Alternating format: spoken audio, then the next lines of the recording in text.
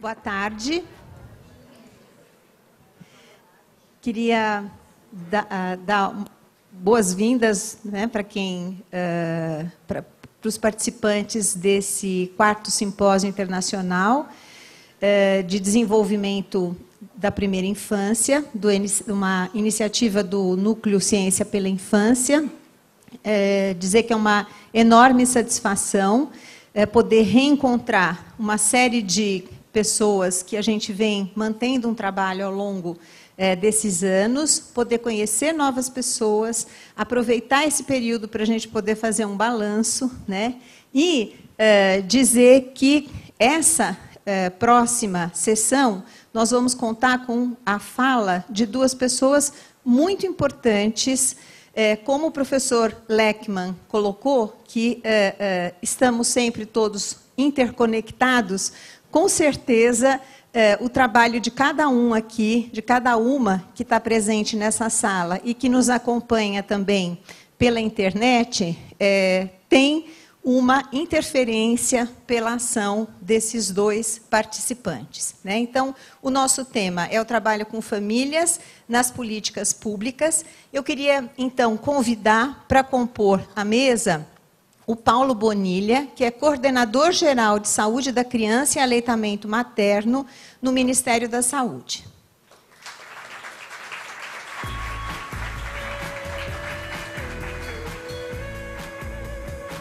Pode sentar.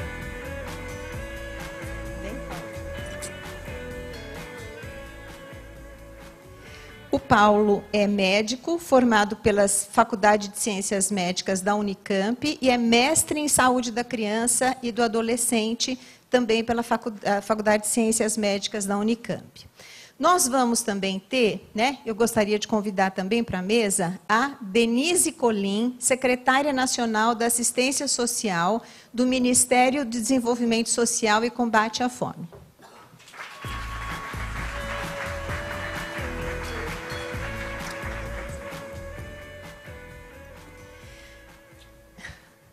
A Denise é mestre em Sociologia e doutora em Sociologia Política pela Universidade Federal do Paraná. Ela foi assessora da Subprocuradoria-Geral da Justiça para Assuntos de Planejamento Institucional do Estado do Paraná e coordenadora da Política Estadual da Assistência Social na Secretaria do Trabalho, Emprego e Promoção Social. Ela tem experiência na área de serviço social, com ênfase em defesa de direitos e garantias constitucionais, atuando principalmente em política pública de assistência social, gestão, financiamento, controle social, serviços socioassistenciais, direitos humanos e planejamento. Bom, para que a gente possa, então, aproveitar ao máximo, né, dessa apresentação, eu vou pedir para que o Paulo, então, possa fazer sua apresentação. Você tem 30 minutos, né, e nós vamos seguir com o mesmo método.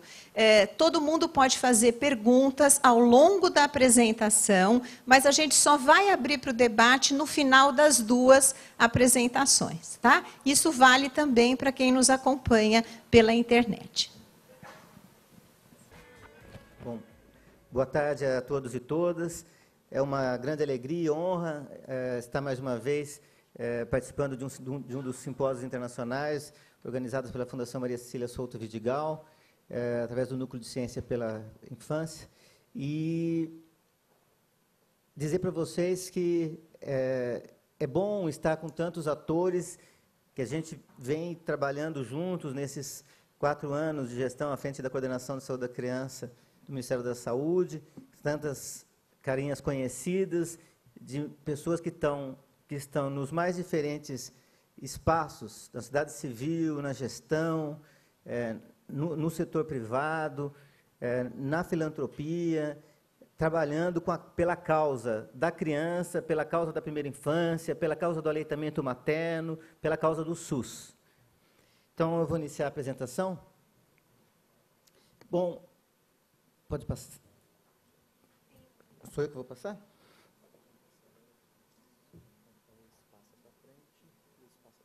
Tá bom. Bom, em primeiro lugar, eu queria, com muita alegria, informar a vocês que a Política Nacional de Atenção Integral à Saúde da Criança, que pela primeira vez está sendo pactuada em nosso país pelo governo federal com os estados e municípios, ela passou por um grande passo na sua pactuação. Ela foi aprovada essa semana no Conselho Nacional de Saúde, e isso é muito importante, porque isso vai definir claramente para os nossos gestores federais e principalmente municipais, porque principalmente para os nossos convidados internacionais aqui presentes, que não conhecem bem a estrutura da República Federativa Brasileira, os nossos municípios, eles são entes que têm igual autonomia que estados e a União. E, portanto, no caso da saúde e também das outras políticas sociais, eles têm autonomia na implementação dessas políticas e são eles que cabe a eles a implementação de serviços e ações de saúde. Então, para nós, é muito importante que a gente defina claramente o que compõe, o que deve ser trabalhado para a gente alcançar a atenção integral à saúde da criança. Então, eu não vou ter tempo de me alongar aqui, eu acho que a gente vai ter outras oportunidades, né, nos próximos tempos para discutir isso, mas eu quis trazer esse modelo esquemático do que é a política de atenção integral à saúde da criança, esse desafio de mostrar para vocês quais são os 7 eixos temáticos que compõem a saúde da criança, integrados, né, cruzando, fazendo uma costura do que tem de saúde da criança em cada uma das redes de atenção. A rede cegonha, né, trabalhando com parto-nascimento, desde a gestação dos bebês, parto-nascimento, depois a puericultura, o cuidado da criança nos primeiros anos de vida, o aleitamento materno, alimentação complementar saudável, fundamentais para o desenvolvimento na primeira infância. O desenvolvimento na primeira infância, propriamente dito, então é uma coisa histórica, a gente ter esse eixo explicitamente colocado como importante. O trabalho com crianças com agravos prevalentes e doenças crônicas, que é uma situação da modernidade, cada vez menos, felizmente, nossas crianças morrendo por eventos agudos e sim, né, adoecendo por doenças crônicas, não adoecendo mais ou morrendo por doenças agudas. A prevenção de violências, acidentes, promoção de cultura de paz. Vocês devem saber que a partir de 1 ano de vida, o que tira mais as vidas das nossas crianças não são mais as doenças, são as chamadas causas externas, são os acidentes, é a violência. Então, esse eixo é fundamental a gente trabalhar e tem tudo a ver com essa promoção do ambiente saudável, do ponto de vista integral, né, para a criança, do ponto de vista emocional, né, a gente não vai ter ambiente saudável no meio da violência. Então, a gente trabalhar com prevenção de violência, promoção de cultura de paz é essencial. O 6º eixo, o trabalho com crianças com deficiências, ou em outras situações de vulnerabilidades. Então, o trabalho, principalmente com grupos vulneráveis, que eu vou citar aqui, para vocês vai ficar claro, que hoje ainda estão nós temos dificuldades, enquanto Estado brasileiro, de chegarmos nesses grupos. População indígena, população negra, população infantil relacionada à saúde prisional. Nós temos cerca de 500 crianças brasileiras crescendo em prisões, junto com suas mães, dentro de prisões. A gente tem, algumas pessoas chamam de crianças presas. Então, uma situação que a gente precisa enfrentar. O trabalho com a criança em situação de rua, que é um desafio. Nós temos milhares de crianças no Brasil vivendo em situação de rua. Finalmente, o eixo da prevenção do óbito infantil, cruzando com todas as redes de atenção e na saúde, obviamente, tendo como alicerce de toda a atenção a atenção básica. O Brasil, com o SUS, com o Sistema Nacional de Saúde, não poderia deixar de ambicionar, de ter uma excelente atenção básica à saúde. Todos os países que têm bons sistemas nacionais de saúde, como a Inglaterra, que muito nos inspira na criação do SUS, por exemplo, tem bons sistemas, boas atenções básicas. Então, isso é uma tarefa básica nossa, tarefa primordial. Então, rapidamente, falando para vocês sobre a situação de mortalidade, o contexto da saúde da criança brasileira. Então, em relação à mortalidade infantil,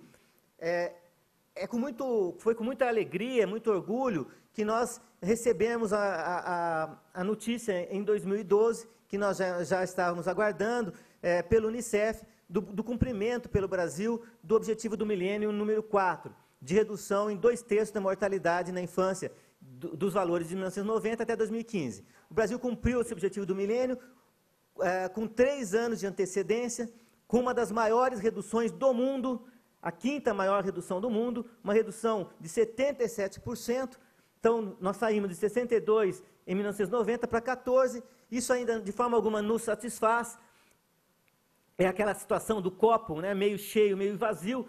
O Brasil avançou demais, mas ainda está longe, mesmo de países da América Latina, com situação, do ponto de vista econômico, mais frágeis que a do Brasil, como Chile, Uruguai, Costa Rica, que todos eles com mortalidade infantil de 1 dígito. Com relação, aqui, né, para mostrar para vocês, né, o Brasil como 5º país no mundo em termos de redução da mortalidade na infância, até 5 anos, superando a média de todos os continentes. Com relação à mortalidade infantil, essa redução é importante também, em torno de 14 nós temos hoje.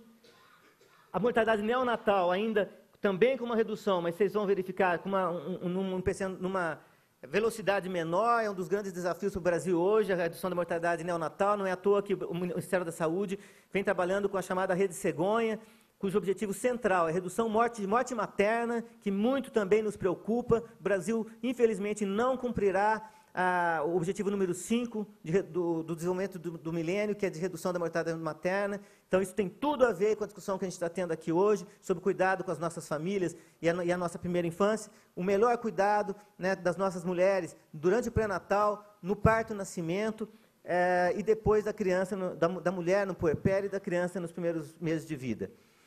Então, essa redução estupenda, ela tem explicação, ela não é passe de mágica, essa melhora que nós tivemos nos indicadores de saúde da criança. Ela é fruto, como eu disse para vocês, da grande expansão que nós tivemos na saúde da família, na atenção básica brasileira, que muito nos orgulha. Nós temos ainda muito problema de qualidade dessa atenção básica. Mas tivemos uma ampliação enorme e temos muito, eu não vou me deter aqui, essa apresentação vai ficar disponível, nós temos muitas evidências da importância que essa ampliação de cobertura da atenção primária teve na redução da mortalidade infantil. Por exemplo, né, o trabalho do professor Massinco, mostrando que em municípios de iguais condições, cada 10% de aumento na cobertura da estratégia de saúde da família, havia uma redução de 4,6% na mortalidade infantil. Então, esse artigo, que é um artigo de 2006, ele já mostrava isso.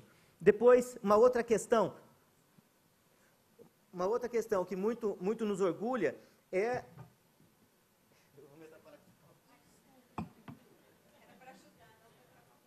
Não, obrigado. Que muito nos orgulha, e a gente tem que falar do SUS que vai bem, porque o SUS que vai mal já aparece nas páginas do jornal. O Brasil tem o maior programa de imunização do mundo. A gente tem que bater no peito e se orgulhar disso. Nós hoje oferecemos todas as vacinas preconizadas pela Organização Mundial de Saúde, de forma gratuita para a população. E isso tem trabalhos mostrando que isso foi uma das questões que eliminaram mortes preveníveis por doenças imunopreveníveis e que estão colaborando para essa redução na morte infantil. E, finalmente, nós temos o Bolsa Família, com a evidência trazida pela revista Lancet no ano passado, mostrando que o Bolsa Família, nós temos inclusive a honra de contar com um dos autores desse artigo, o professor Maurício Barreto, mostrando uma redução de cerca de 20% na taxa de mortalidade infantil entre 2004 e 2009. E mostrando algo que também para nós é muito importante, que isso se dá pela diminuição pela melhora nutricional dessas famílias, cerca de 40 milhões, cerca de 50 milhões de pessoas, 12 milhões de famílias estão usufruindo do Bolsa Família, que cá entre nós também é o maior programa de transferência de renda do mundo. Mas esse nosso programa, pouca gente se lembra, e às vezes nos debates, às vezes ideologizados que a gente vem tendo, que eu acho que a gente tem que desideologizar essa discussão, discutir de uma forma técnica essa questão. O Bolsa Família, ele é um programa que, ao contrário do que muita gente pensa, ele é baseado em condicionalidades. A família, para poder usufruir, a mulher, durante a gravidez, precisa frequentar o pré-natal. E nas famílias do Bolsa Família, a gente vai ter melhor cobertura de pré-natal do que no restante da população. Precisa ter acompanhamento das crianças, as crianças têm que ter vacinação em dia. E nas crianças, a literatura vai mostrar que as crianças do Bolsa Família têm melhor cobertura vacinal. Então, o que esse artigo nos traz de evidência é a associação dessas duas políticas públicas universais, poderosas que o Brasil tem hoje, que é o Bolsa Família e a ascensão básica do SUS, um induzindo o uso do outro. O programa de Bolsa Família induzindo o uso pelas famílias da atenção básica do SUS. Então, isso também deve ser motivo de orgulho do Estado, para todos nós, do Estado brasileiro. A outra questão, a outra explicação para essa melhora nas nossas taxas de mortalidade é a melhoria nas nossas taxas de aleitamento materno. A gente sabe que, isoladamente, só o aleitamento materno teria condição de reduzir cerca de 13% das mortes evitáveis, preveníveis em crianças menores de 5 anos. E o Brasil viveu uma situação de, na década de 70, ter o aleitamento materno como uma prática praticamente em extinção. Nós tínhamos aleitamento materno exclusivo até 4 meses, de 3,6% na década de 70, começo de 80. E com uma política agressiva do Brasil, com uma série de iniciativas, iniciativa Hospital Amigo da Criança, Rede Brasileira de Bancos de Leite, Estratégia Amamenta Alimenta Brasil, campanhas de mobilização, o Brasil vem conseguindo melhoras. Nós estamos com 51% até 4 meses, 41% até 6 meses. Muito longe do que é o ideal, mas muito melhor do que já fomos.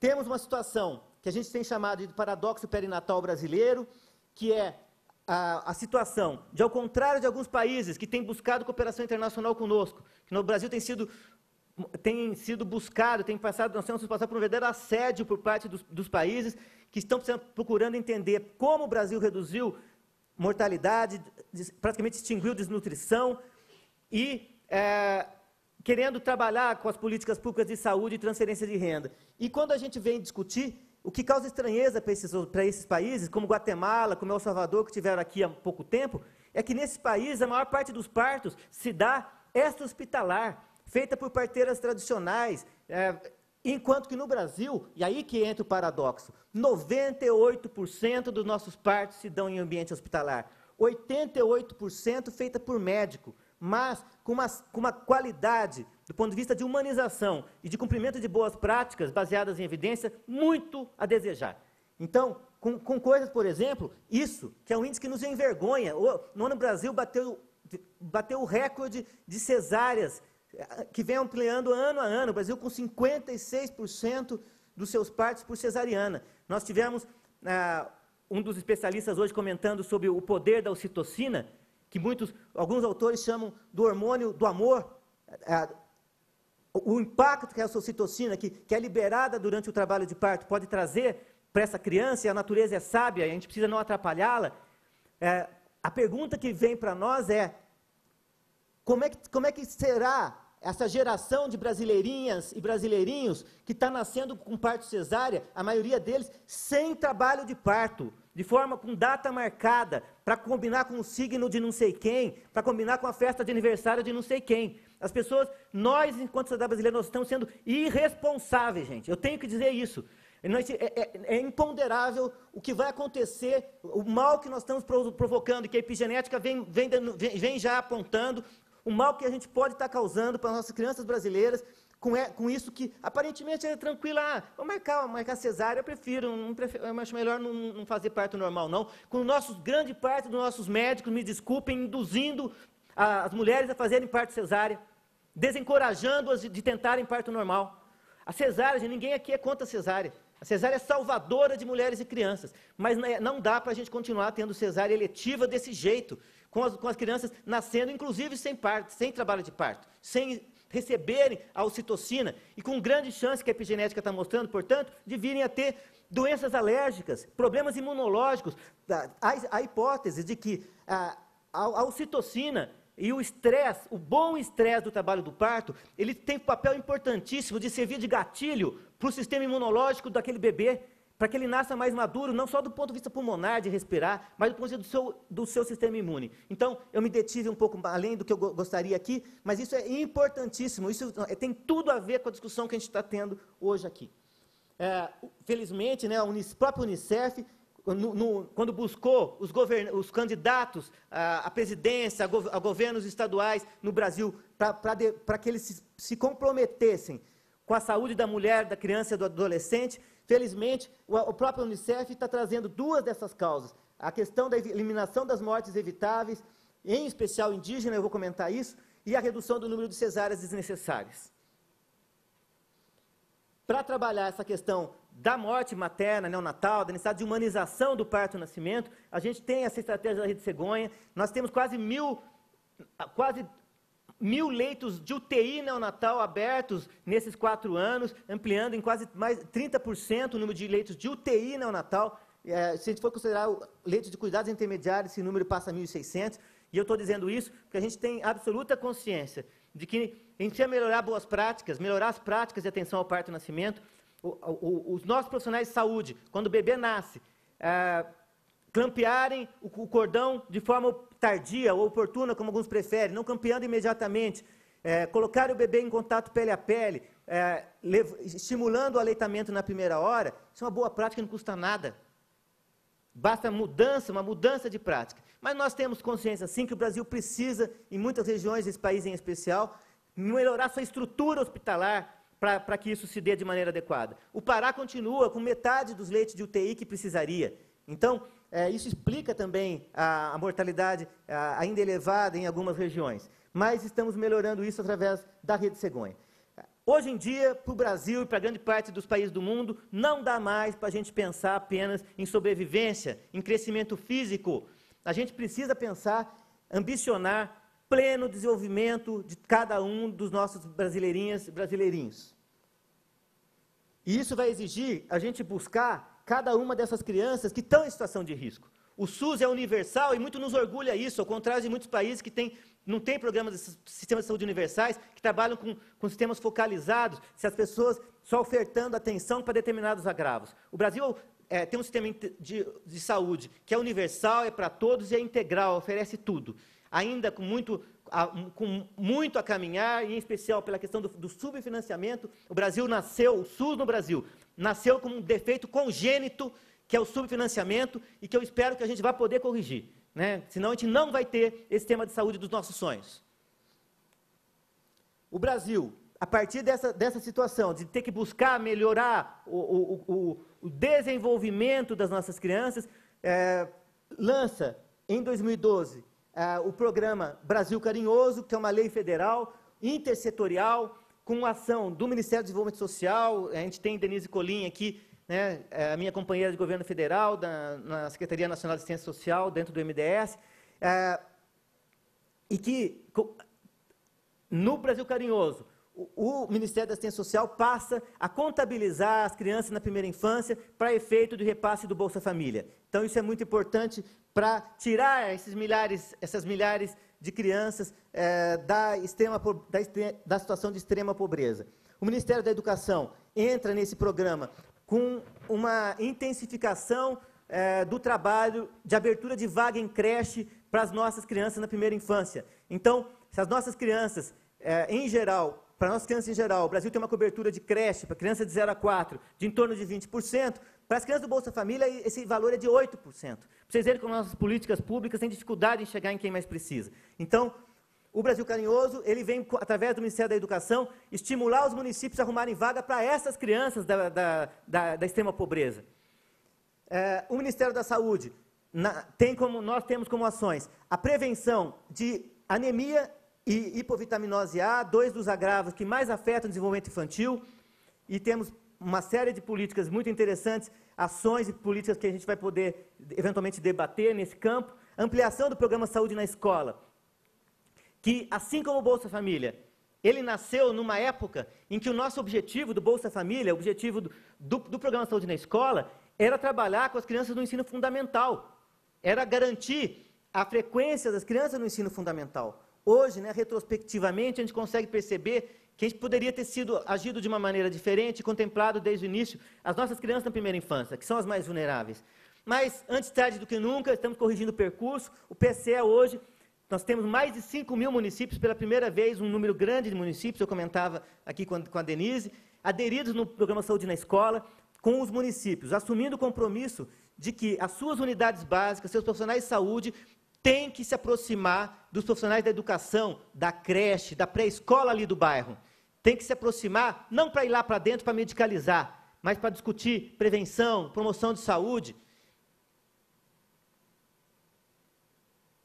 Mas nós também entendemos que tem uma ação que vai poder, que tem tudo a ver com esse tripé do do Brasil Carinhoso, e que nós, no Ministério da Saúde, estamos iniciando a discussão da implementação dessa proposta, que é um programa de estímulo proativo ao desenvolvimento integral na primeira infância no Brasil. Então, nós temos projetos piloto acontecendo em Fortaleza, São Paulo e alguns municípios da Amazônia, de capacitação das equipes de saúde da família e dos agentes de saúde para uma qualificação, uma intensificação das visitas domiciliares que já fazem para as famílias. Nós temos, gente, um exército de 260 mil agentes comunitários de saúde capilarizados por todos os cantos desse país, já nos domicílios, mas que, desse ponto de vista, do conhecimento para trabalhar com a grávida, apoiando a família vulnerável que tem uma grávida, a família vulnerável que tem uma criança pequena, desse ponto de vista, ele não está suficientemente preparado. As nossas equipes não têm dado a devida prioridade. Então, é esse trabalho de sensibilização, esse trabalho de qualificação profissional que a gente quer fazer para os profissionais das equipes de saúde da família e os agentes em particular, para essas visitas. Visitas com que objetivo? Para o empoderamento dessas famílias, para o cuidado, o estímulo do desenvolvimento infantil. A ideia principal é o fortalecimento do vínculo dessa mãe com esse bebê, desse pai com esse bebê, dessa família com esse bebê. Então, é esse ambiente facilitador, né, que a gente espera estar fomentando com essas ações. E que são, repito, ações, ninguém vai lá dar aulinha, fazer estimulação com criança, é empoderar as famílias, dar dicas para as famílias, para que elas possam, dentro das suas realidades culturais, ele não está agora foi, poderem cuidar melhor das suas crianças. Então, isso aqui, de certa forma, eu já falei. Então, a gente está com esses pilotos em Fortaleza, São Paulo, né, com um apoio financeiro do Ministério da Saúde.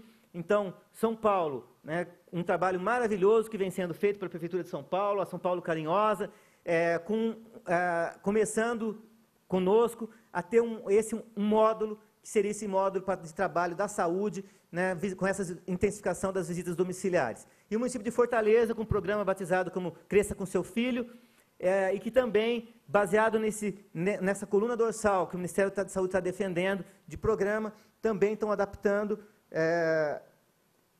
isso para que a gente possa, nesses municípios, no município do Amazonas, testar isso para que isso venha a ser uma política pública universal dentro do SUS.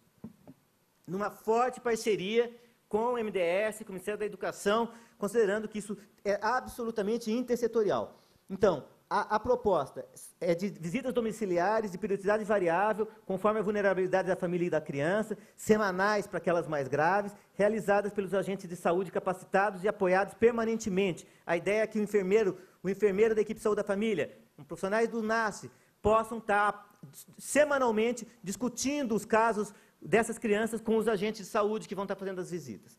O público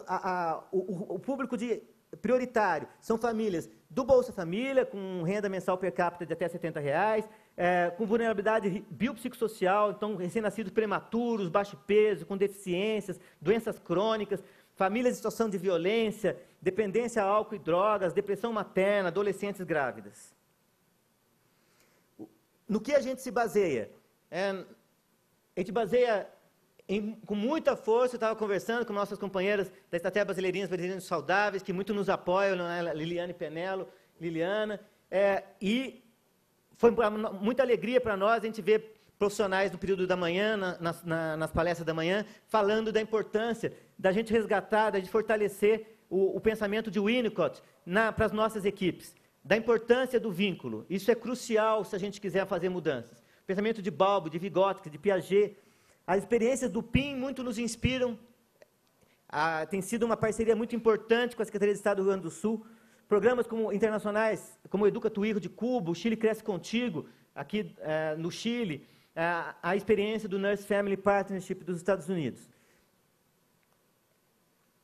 E temos uma série de estudos, que eu não vou citar, não vou ter tempo, da revista Lancet, do professor Jack Chonkoff, que é um dos maiores especialistas, que tem nos alertado sobre o risco da gente deixar as nossas crianças de primeira infância expostas ao estresse. A gente pode conversar sobre isso depois, do ponto de vista epigenético pode ocorrer.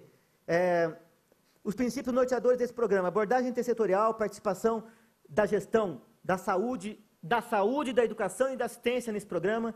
Nenhum município, a gente começa a fazer nada se não houver um compromisso de composição de um grupo gestor intersetorial, envolvendo, no mínimo, essas 3 áreas, embora seja bom que outras secretarias, outras pastas das políticas públicas se envolvam. Cuba tem um trabalho maravilhoso com o envolvimento da Secretaria de Cultura, com a riqueza cultural que Cuba tem e o Brasil tem, podendo levar isso, né, com a música, com a arte para as crianças. A gente pode, talvez, tornar menos sisudo, mais lúdico ainda esse trabalho. Mas é um desafio.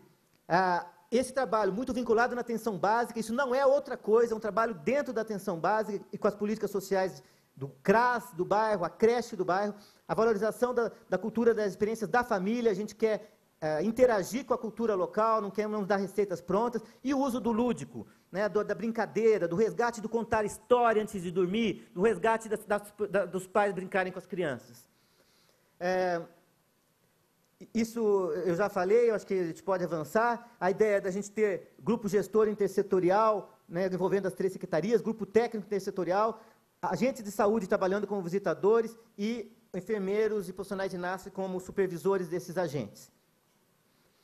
O Ministério da Saúde, nesses municípios, nesses 2 municípios que eu citei, Fortaleza, São Paulo, e os municípios da Amazônia, o Ministério da Saúde está fazendo um apoio financeiro e dando um apoio conceitual, teórico, para esses municípios. Isso aqui eu já falei, eu vou ter que correr, que meu tempo está se esgotando.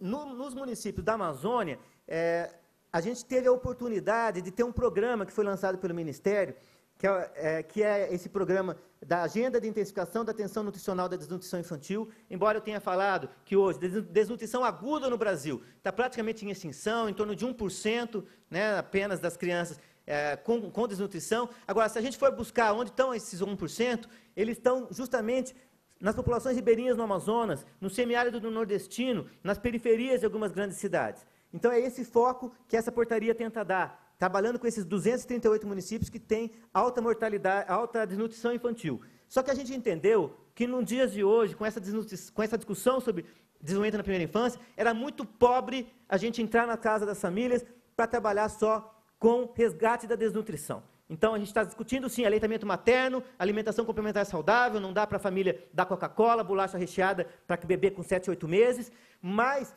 a gente está querendo trabalhar o desenvolvimento infantil da forma como eu falei. Então, a gente está em todos esses municípios, nesses estados, Amazonas, Rondônia, Roraima e Acre, numa parceria com a Fundação Van Leer. A gente tem a presença do professor Leonardo Yanhes aqui nos apoiando. Em São Paulo, esse trabalho também está se dando em algumas cidades do interior de São Paulo, porque, pasmem, o interior de São Paulo também tem altos índices, em algumas cidades, altos índices de desnutrição, e com o apoio da Fundação Maria Cecília Souto Vidigal nesse projeto, que a gente espera continuar, né, Eduardo? Então, isso aqui são algumas fotos do trabalho que a gente vem desenvolvendo lá no Amazonas, né, com as consultoras pagas financiadas por essa parceria com a Fundação Van Leer, trabalhando com essas populações que são uma daquelas que eu descrevi para vocês, que a gente precisa ter foco. Vou citar para vocês algumas ações que dão suporte a tudo isso que a gente está falando. Nós estamos estruturando uma nova caderneta de saúde da criança. Vocês sabem que todas as crianças brasileiras recebem na maternidade as cadernetas de saúde da criança. É algo muito incorporado já na vida das famílias, das crianças, mas que a gente entende que ela tem que adquirir um caráter intersetorial. Eu já estou encerrando. Um caráter intersetorial. Assim como outros países, as crianças precisam ter um prontuário intersetorial, a caderneta de saúde da criança pode servir desse prontuário intersetorial para, no território, entre a unidade básica, entre a creche, entre o CRAS, a criança circular com essa caderneta, que a gente está construindo em parceria com o MEC, o Ministério da Educação, o Ministério do Desenvolvimento Social. Ela deve ser lançada no começo do ano que vem, deve entrar em consulta pública entre dezembro e janeiro. Daí contaremos com a participação de vocês. Estamos montando um EAD, um curso de ensino à distância em primeira infância, sobre os temas da amamentação e alimentação, promoção do desenvolvimento na infância, prevenção de violências, cuidado e segurança para combater os acidentes e da saúde na escola. Esse trabalho já começou com essa estratégia que a gente tem no Ministério, que é promoção do aleitamento materno e alimentação complementar, e esse trabalho de capacitar as unidades básicas de saúde brasileiras, a equipe de saúde da família, os agentes, para promover o aleitamento e alimentação complementar, ele agora, além da gente fazer isso de maneira presencial, né, Amanda? Amanda da minha equipe, a minha equipe está presente aqui em peso, coordena essa ação lá no Ministério, a gente vai ter a possibilidade agora de estar fazendo esse trabalho à distância, de capacitação à distância. Isso aqui é só um print screen da imagem desse primeiro módulo da plataforma de ensino à distância da primeira infância, que é essa da Estratégia Amamenta Alimenta Brasil. Finalmente, não é uma iniciativa do governo federal, mas eu acho que é importantíssimo a gente citar aqui. O Congresso Nacional está discutindo nesse momento um conjunto de projetos de lei esparsos, fragmentados, que existiam no Congresso, voltados para a primeira infância, agruparam esses projetos de lei e criaram esse PL, o Projeto de Lei da Primeira Infância, que, capitaneado pela Frente Parlamentar da Primeira Infância, vem discutindo com o país, nós do Governo Federal, Ministério da Saúde, Educação, Assistência, né, através da minha equipe lá, Rubens, o pessoal do meu time lá, a gente vem contribuindo para tentar tornar essa lei uma grande proteção para as nossas crianças. Então, com ações voltadas à saúde, educação, assistência, garantir, por exemplo, a facilidade do pai participar do pré-natal da mulher, da sua companheira, participar das consultas, né, da sua criança na puericultura. A gente reclama que os pais muitas vezes se envolvem pouco, mas nós, enquanto Estado, estamos pouco estimulando, garantindo condições desse pai participar. Então, a gente resgatar o papel do pai na sociedade brasileira é um dos desafios, eu entendo, para a nossa primeira infância. E uma coisa muito importante, que agora eu acho que eu encerro mesmo, prometo, senão a mocinha aqui vai me dar cartão vermelho. Ela mostrou o cartão 3 vezes, já. Acho que foram amarelos por enquanto. Que é a questão, um sonho nosso, né, Denise, que é da gente garantir em lei algo que a nossa legislação do SUS, do SUAS, da ciência social e da educação já estabeleceram bem. A gente já sabe bem qual é o papel da saúde, qual é o papel da assistência, qual é o papel da educação. Agora, em nenhum lugar está escrito que essas políticas públicas no território têm que se encontrar, que não é favor, é obrigação sentar para discutir os casos complexos, porque as famílias, nós trabalhamos com famílias, a família não é da saúde, não é da educação, não é da assistência, a família é do território, e essas 3 políticas têm que se conversar. Então, a nossa proposta de criação de comitês intersetoriais locais em todos os territórios, com assento de alguém do posto de saúde, alguém do CRAS, alguém da creche, para discutir o caso daquelas famílias que transitam nas 3 políticas.